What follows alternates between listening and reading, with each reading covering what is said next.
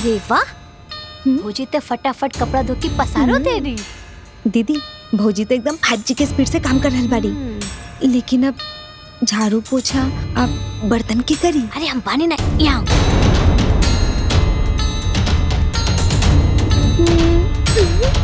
वाह दीदी वाह, तो हो जा शुरू। हमर सर बहुत दुखाता। अरे का भाई? अरे बहुत दुखाता हमर सर। अरे भौजी बहुत दुखाता। अरे भौजी आई ना, कहाँ भौजी ना, देखिए ना कहाँ हो गई दुल्हन। अरे कहाँ हो गई? अरे कहाँ हो गई? अरे होई का? बेहोश हो गई बिया। अरे जल्दी से पानी लेके आवा। एक मिनट।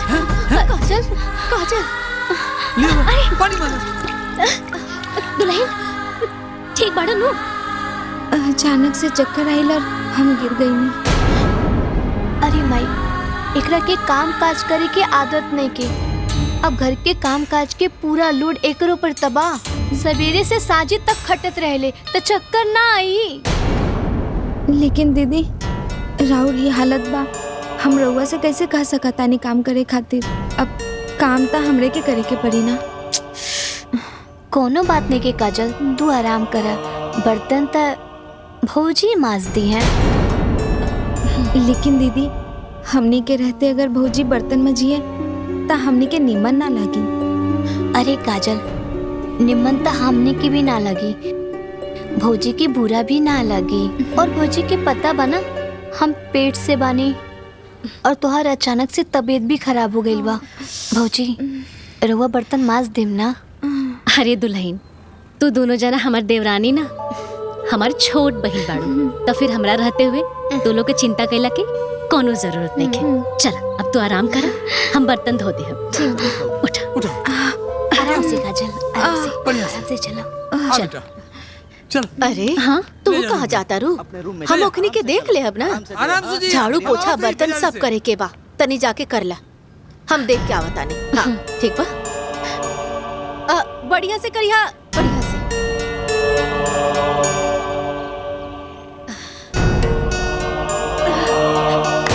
अब हमनी के निकला तानी। अच्छा सुना, हमरे बर्थडे में जरूर आइया, भूलिया मत। हाँ, तू दोनों आइलू हा तो बहुत निक लागल हा। हाँ ऐसा ही आवत रहा लोग। वैसे तू लोग से मिल के ना बहुत अच्छा लगा। हमनियों के बहुत अच्छा लागल। राधिका ई के बा? ये हमार ये हमरे घर के नौकरानी बानी।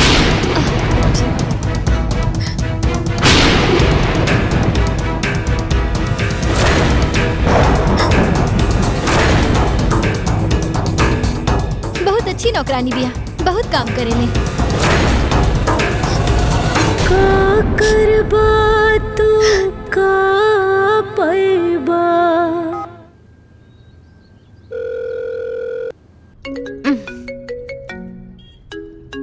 भैया तो हमेशा परेशान कर दे वाला। प्रणाम भैया। हाँ खुश रह दुल्हन। तबीयत कैसन बा तुहार? रवा के आशीर्वाद से एकदम ठीक बानी। ऐसा भी सब ठीक बा। दुल्हन तनी अपन भौजी से बात करा दा, बहुत दिन हो गई बात कइले बात भी ना भइल बा। अगर वो सामने हुई तो तनी दे देना, ओकरा से बात करके मन हल्का हो जाए। भैया भौजी था देवर जी के साथ शहर घूमे गई बड़ी, अइहे त बात करा देव। वो घूमे गई बिया? अच्छा अच्छा अच्छा ठीक बा, आई तो बात करवा दिया।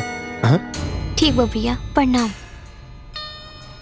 बतिया दिया।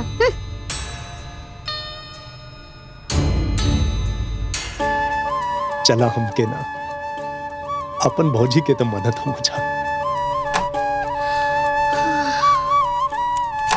भौजी, ए भौजी। हाँ दुल्हन, आज सवेरे से बाथरूम नहीं के धोला लूका? बाथरूम तो धोले रही दुल्हन। तो इतना गंदा काहे बा? जा फिर से धो दा। दुल्हन कल सवेरे धो दे। कल सवेरे ना, अब ही जाके धो दा। फूल के बदले फूल मिली, ई सोचेला इंसान, फूल ही कांटा बन जाई, सके न कोई जान।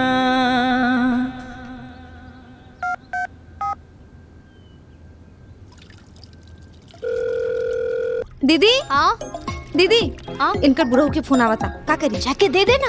ठीक बा भौजी भैया के फोन आइल बा ले हेलो प्रणाम जी। खुश रह सुनीता, कैसन हो? हम तो बहुते अच्छा बानी, रउआ कैसन बानी? तो और बहुत याद आवत रहे, ऐसे फोन कैली। हम ठीक है ऐसा। अच्छा ये बतावा, ओइजा सब लोग तो अच्छे से ख्याल रखे लेन जाना।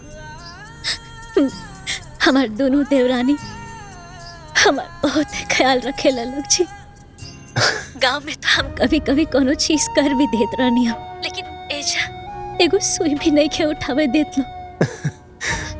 हम बहुत खुशकिस्मत बानी कि हमके ऐसा देवरानी मिलल बड़े। बस हमके तोर हाल चाल जाने के रहे, ऐसे फोन कैली।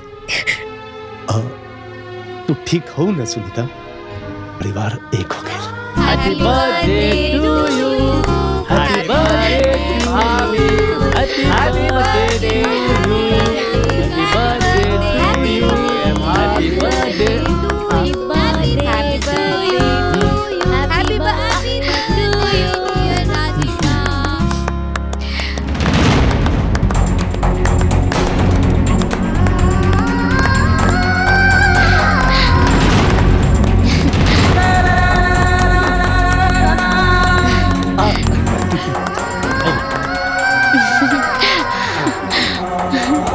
Thank you. ए ताकत का बढ़ू, केक लेके जा, सबके नाश्ता देता और कोल्ड ड्रिंक भी लेते आवा। अरे भौजी देखत का हो, जाना लेके आवा। हाँ भौजी जाना जल्दी करा। हाँ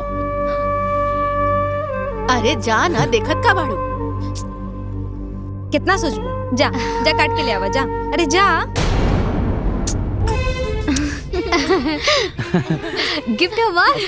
पार्टी बहुत शानदार धन्यवाद, बना माई। धन्यवाद। अच्छा यार हमारे दीदी के बर्थडे बा, शानदार पार्टी तो हुई ना। अरे भगवान, आने बाड़ी का दिखाई उखाई नहीं के दे। एगो ट्रेन पकड़े के लूल नहीं के बतावता, पूरा कपड़ा खराब कर देलस बदतमीज औरत। हमार कोनो गलती नहीं के, उ बच्चा टकरा गया, यही से गिर गया। अरे अपन गलती छुपावे खातिर हमार बेटी के बर्थडे पे आयल बच्चा लोग पर तो इल्जाम लगावा तारू। देखी हम इल्जाम नहीं लगाओ, हम सही कहतन, हम जानबूझ के ना गिरौनी हम। ए जी भौजी के समझा दी, हमरे मम्मी पापा से जबान लड़ावत बाड़ी, ई हम बर्दाश्त ना करब। हमरे मम्मी पापा के बेइज्जती करत बाड़ी। ए जी कहीं ना माफी मांगे खातिर। भौजी सब गलती तहार बा, अगर गलती हो गइल बाटे तो जाके माफी मांग लेबू तो का हो जाई तहार? है मांगो ससुर से माफी। सोचत का बारू, माफी मांगा हमारे पापा से, मांगा माफी। हाँ रघुआ माफी मांगे ससुर जी से। वाह बाबू वाह, अपना मेहरारू के माई बाबूजी दिखाई देता, लेकिन अपन भौजाई तू लोग की नहीं की दिखाई देता। ए भौजी इकुल छोड़ी, के दिखाई देता के दिखाई ना देता, रघुआ बस ससुर जी से माफी मांगी।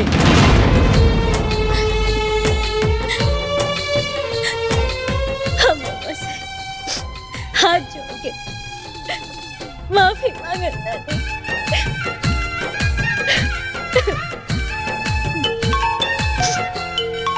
भैया बड़का भैया के फोन आवता। दे दे बात करा देना यार।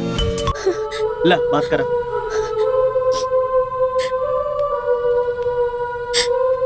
हेलो का समाचार है? हम ठीक बानी। अच्छा हम रोके बाद में फोन करब। Sunita, Sunita, hello hello.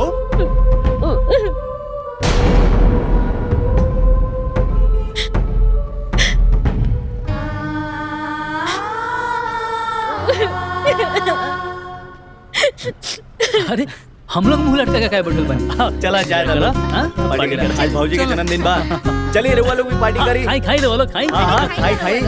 हाय हाँ हाँ खाई। चले भैया चले आगे। बाबूजी अरे सेठ जी कहाँ रहनी सब हमने? कुछ ना, बस ऐसे ही कुछ ना। मिलल बाना सब कुछ। अभी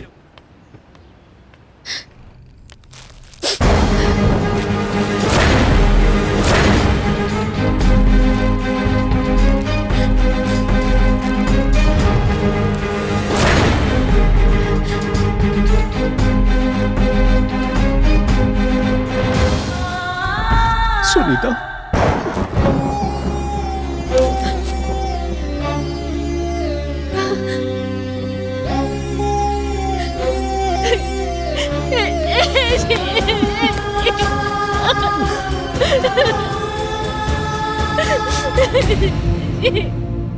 तोर का हाल हो गिल बा सुनीता।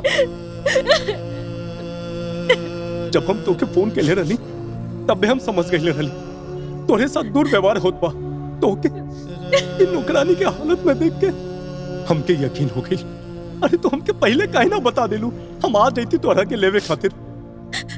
ए जी हम ऐसे ना बताओ रानी कि कहीं आज नहीं तो कल ये लोग सुधर जाए और अपन उजड़ल घर बस जाए एक दिन। ऐसे ना बताओ रानी ये लोग कब्बो ना सुधर सकेलन जा। हे जी हमके गाँव ले चली, हम बचल कुचल जिंदगी हमें के गाँव में सुकून से बितावल जाए। हमके गाँव ले चली। अरे भैया अरे अरे भैया रुआ कब नहीं है? अरे दरवाजा पे क्या खड़ा बनी? आई अंदर आई अंदर। अरे चली भैया चली बैठी ना बैठी ना।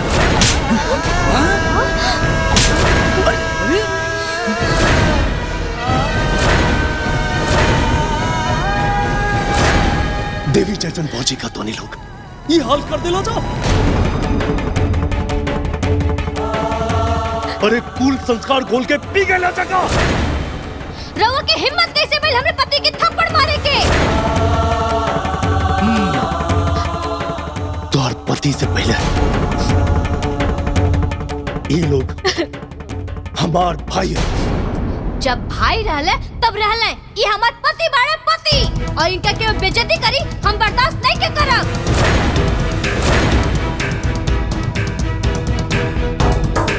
इनकरा पे पहला हक हमार बा, और हमरे पति पे केहू हाथ उठाई हम बर्दाश्त ना करब, चाहे फिर चाहे जे होके।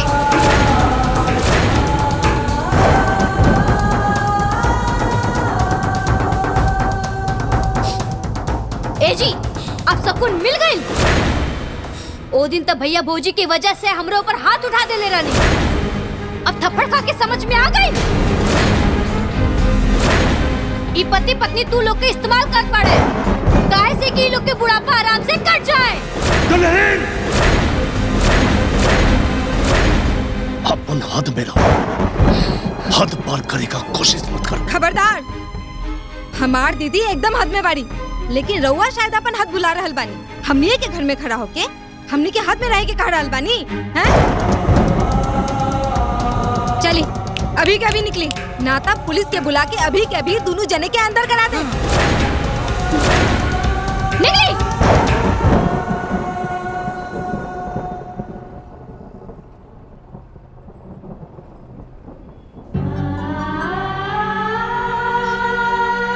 अरे दुल्हन तोहरा अंदर शर्म नाम के चीज बाटे की नहीं? अरे भगवान जैसन भाई के तू उल्टा सीधा बोला तारू, और तू रे चुपचाप मेरी का बात सुनता रे, एक कुछ बोलत नहीं है। और तू रे अरे एकरा के समझाओ ना, समझाओ एकरा के का बोलत दिया। सुनीता जब अपन खूनी खड़ा होके तमाशा देखा था ना दूसरन के बोल के कोनो फायदा नहीं के।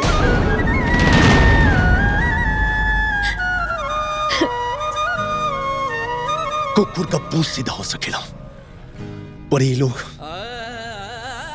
कब्बो ना सुधरिया जा। अब हमने लोग मर भी जाए के ना तो ई घर में कब्बो वापस ना आवे के।